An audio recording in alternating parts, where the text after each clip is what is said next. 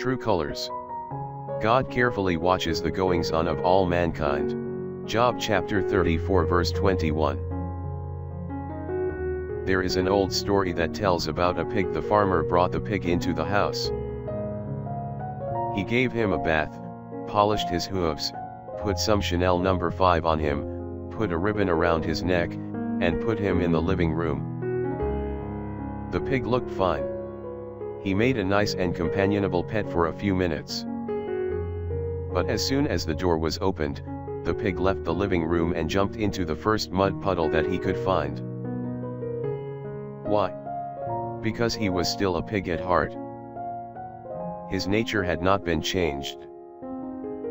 He had changed outwardly but not inwardly. You can take a man, dress him up, put him in the front row in church, and he almost looks like a saint.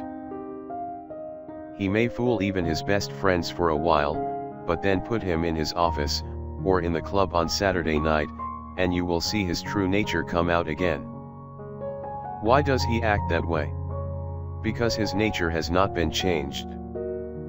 He has not been born again. Prayer for the day. Almighty God, there are times when I debase my Christian walk and slip again into the mire.